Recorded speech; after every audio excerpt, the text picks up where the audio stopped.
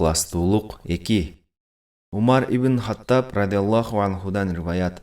Расулуллах саллаллаху алейхи вассалам айтат: чындыгында бардык амалдар ниетке байланыштуу болот. Ар кимге ниетине жараша гана берилет. Кимдин көчүүсү Алла жана анын элчиси үчүн болгон болсо, анда анын көчүүсү Алла жана анын элчисине болот.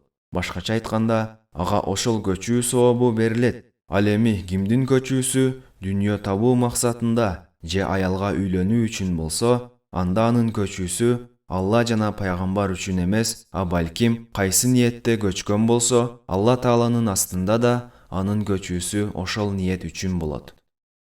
Умар ибн Хаттаб радиаллаху анхудан риваят.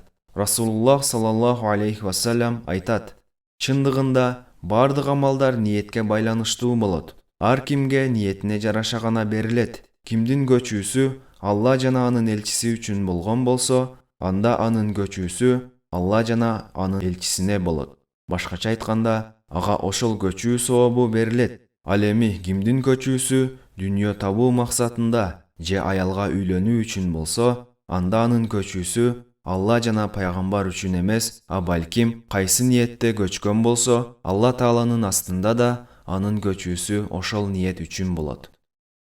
Умар ибн Хаттаб радиаллаху анхудан риваят. Расулуллах саллаллаху алейхи вассалам айтат: чындыгында бардык амалдар ниетке байланыштуу болот. Ар кимге ниетине жараша гана берилет. Кимдин көчүүсү Алла жана анын элчиси үчүн болгон болсо, анда анын көчүүсү Алла жана анын элчисине болот.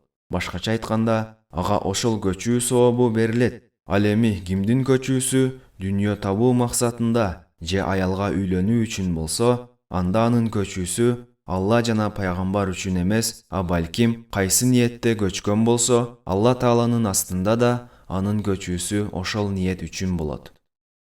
Бухари